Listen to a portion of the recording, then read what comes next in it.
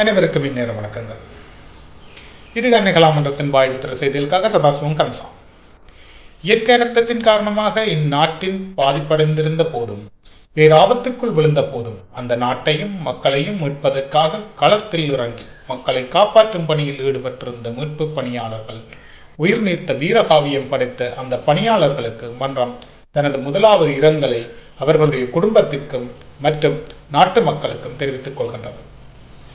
இதே போன்ற பேரழுத்தங்கள், கொடுமைகள், சண்டைகள், மோதல்கள் இந்த மண்ணில் இனிமேலும் இடம்பெறாமல் காத்துக்கொள்ள வேண்டும் என்று எம்பிரானை பிரார்த்தித்துக் கொண்டு, இந்த நாட்டிற்கு புதிதாக ஜனாதிபதியாக வந்திருக்கின்ற அனுரகுமார திசாநாயக்க அவர்களுக்கு நாங்கள் நமது அன்னைகளாமன்றம் பல கோடி நன்றிகளையும் வாழ்த்துக்களையும் தெரிவிப்பதில் கடமைப்பட்டிருக்கின்றது. காரணம், காய்த்த மரத்துக்கு தள்ளறி விழும் என்று கூறுவார்கள்.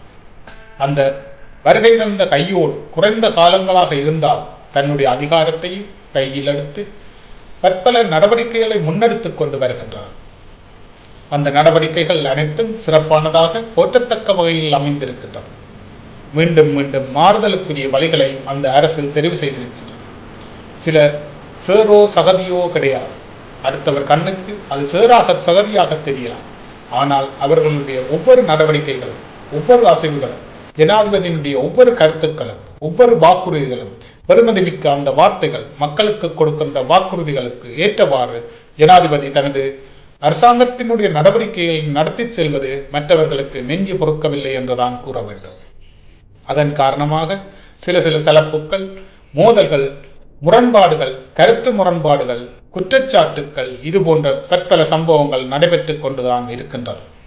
இது இந்த அரசாங்கத்துக்கு மாத்திரமல்ல, இது தமிழர்கள் வாழ்க்கையிலும் இந்த நாட்டினுடைய வாழ்க்கையில் 76 ஆண்டு காலம் நடந்து கொண்டிருக்கின்ற உண்மையான பிரச்சனையை தவிர இது புதிதாக அனுரகுமார திசாநாயக ஜனாதிபதிக்கோ அல்ல அந்த அரசிற்கோ புதிதாக முளைத்தது அல்ல. இன்று நமது நாடு காயப்பட்டு கலங்கி தண்ணீரில் தத்தளித்துக் கொண்டிருக்கின்ற இந்த காலகட்டத்தில் குறை கூறுகிறார்கள் என்று சொன்னால் அவர்களிடத்தில் ஆயிரம் குறைகள் அவர்களுக்குள் இருக்கின்றது என்பதுதான் உண்மை.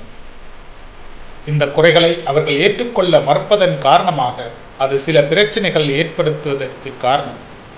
நாங்கள் செய்வது அத்தனையும் சரி, அடுத்தவர் செய்வது பிழை என்று சொன்னால் அந்த பிழைகளை சுட்டிக்காட்டி அப்படி நடக்கக்கூடாது என்று நிறுத்தி அவர்களோடு இணைந்து நல்ல பணிகளை, நல்ல நடவடிக்கைகளை, நல்ல கருத்துக்களை மக்கள் முன்னிலையில் பரிமாறிக்கொள்வதுதான் உண்மையான தலைவர்களுடைய கடமையும் விருப்பம். அத்தனையும் விடுத்து ஒருவருக்கொருவர் மோதிக்கொள்வதோ குற்றம் சுமத்துவதாலோ இந்த நாட்டுக்கோ இந்த மக்களுக்கோ எவ்வித பயனும் இல்லை. பொதுவாக அன்னைகளாமன்றத்தின் வேண்டுதல், இந்த அறிவிப்பு என்னவென்றால், நாங்கள் இலங்கையர். அது நாங்கள் தமிழீழத்திலும் இருக்கலாம், இலங்கை தலைநகரிலும் இருக்கலாம். அது முழுதாக தமிழர், சிங்களவர், முஸ்லீம், பரங்கியர் என்று கூறி வெளிநாட்டவர், ஒரு நாள் தங்கி அங்கே சென்றவர் இதன் உள்ளடங்கு. அந்த வெளிநாட்டவர் வந்தாலும் நாங்கள் காப்பாற்றி அவரை அந்த இடங்களுக்கு பாதுகாப்பாக அனுப்பி வைக்க வேண்டிய கடமை இலங்கையில் வாழ்கின்ற ஒவ்வொரு குடிமகனுக்கும் கடமை உண்டு. இதை கவனத்தில் கொண்டு ஒவ்வொருவரும் இந்த நாட்டில் செயற்படுவார்களாக இருந்தால் சண்டையே இல்லை, மோதலே இல்லை, முரண்பாடு இல்லை, சண்டை இல்லாத நாடாக மாறிவிடும். இதை எங்களுக்காக, சுய லாபத்திற்காக, எங்களுடைய கோபத்திற்காக எங்களை நாங்களே அடித்துக் கொள்ளும் தங்களுடைய தலையில் நாங்களே மண்ணள்ளி போடுகிறோம். பார்த்தால் நாங்கள் கோயிலை திரட்டுகிறோம், கோயிலை கொண்டு வந்து வைக்கிறோம், கோமாளித்தன வேலைகளை செய்கிறோம். யார் யார் எந்தெந்த இடத்தில் எதை செய்ய வேண்டுமோ அதிலிருந்து விலகி தான் தோன்றித்தனமான வேலைகளை செய்கிறார்கள். இதற்குரியவர்கள் இதிலிருந்து கோமாளித்தனத்தை செய்கிறார்கள். ஒருவர் என்று சொன்னால் அதில் அவர் இருக்க தகுதியற்றது.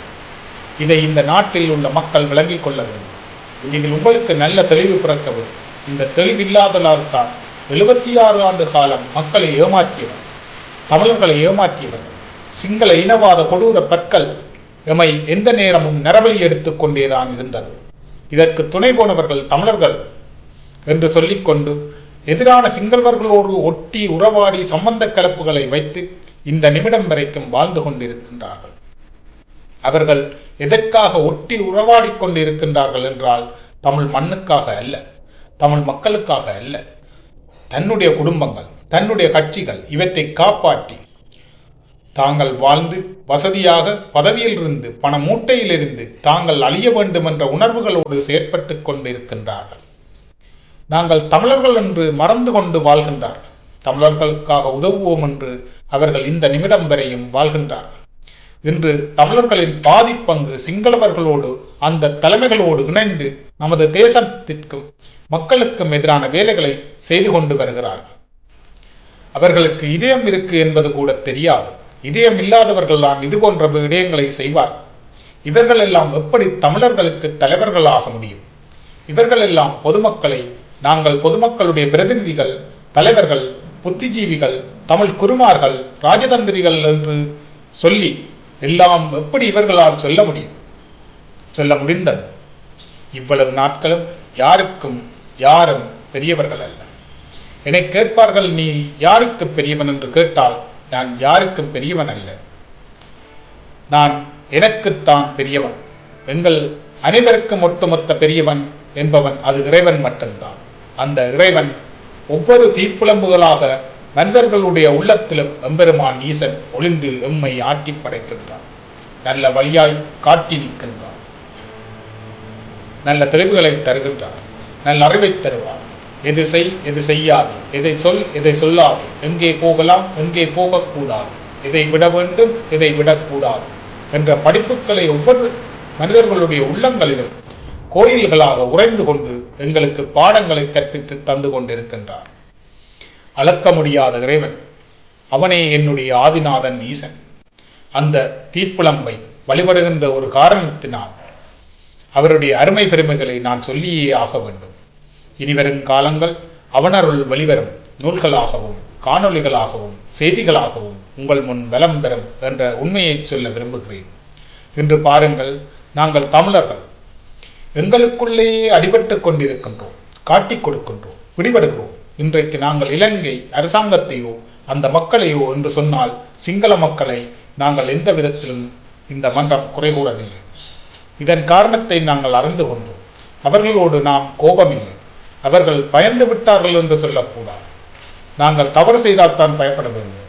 அத்தனைக்கும் காரணமாய் இருக்கின்றவர்கள் தமிழர்கள் என்று சொல்கின்ற கட்சி தலைவர்கள் 76 ஆண்டு காலமாக ஏற்றி வலம் வந்த வாகனத்தில் திரும்பவும் ஏறுவதற்கு முயற்சிக்கின்றார்கள். இதுதான் அவர்களுடைய பலவீனம். அவர்கள் வாகனத்தில் ஏறி பயணிக்க வேண்டாம் என்று மன்றமோ மக்களையோ கூறவில்லை. நீங்கள் செல்லலாம், ஆனால் அந்த வாகனத்தில் தமிழ் மக்களை ஏற்றிக்கொண்டு நீங்கள் பயணிக்க. நாங்கள் ஒரு புதிய வாகனத்தை இறக்கிவிட்டிருக்கிறோம்.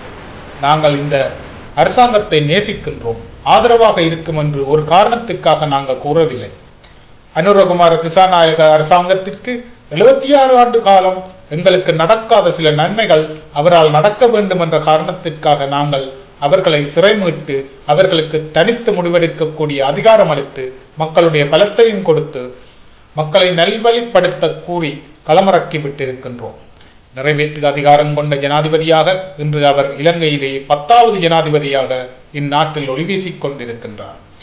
இந்த காலகட்டத்திற்கிடையே இவ்வளவு நெருக்குவாரத்துக்கு மத்தியிலும் பல குற்றச்சாட்டுகளுக்கு மத்தியிலும் பல பொருளாதார நெருக்கடிகளில் இருந்து மீள்வதற்கு முயற்சித்துக் கொண்டிருக்கும் இந்த காலகட்டத்தில் இயற்கை என்ற பெருஞ்சீட்டம் இம்மண்ணில் மலையாக கொட்டி மன்னனையும் மக்களையும் திணறடித்து மண்ணுக்குள் புதையுண்டு நீரில் மூழ்கி அவலப்படும் ஒரு நிலைமையை இம்மண்ணுக்கு வரும் என்பதை யாரும் தன்னில் கூட நினைத்ததில்லை.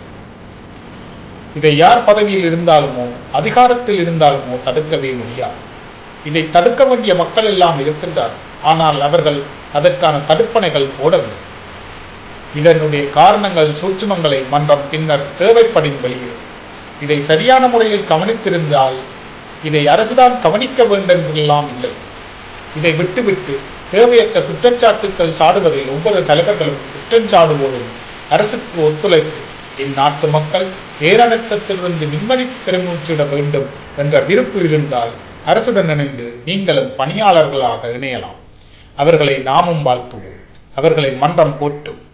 இதை விடுத்து நல்ல மனிதர்களை தீய வழியில் தள்ளி அவர்களை பயங்கரவாதம் என்று சொல்வதும் தீவிரவாதம் என்று சொல்வதும் கொள்ளையர்கள் கொலைகாரர்கள் என்பதும் நல்லவர்களின் மனதில் தீய எண்ணங்களை இவை கொழுந்து விட்டெறியும்.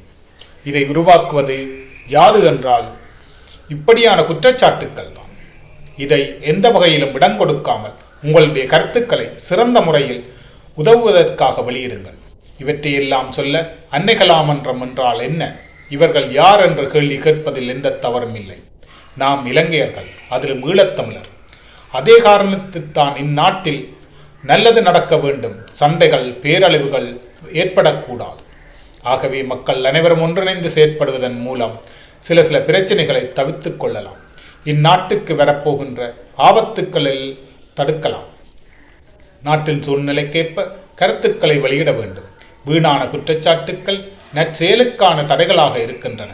அரசின் பணிகளுக்கு நாம் ஒன்றிணைந்து செயற்பட வேண்டும் என்று கேட்டு என்னுடைய அடுத்த பகுதியில் சந்திப்போம். நன்றி. இது அன்னைகளாமன்றம், நெய்தல் துறைமுகம், காரைநகர்.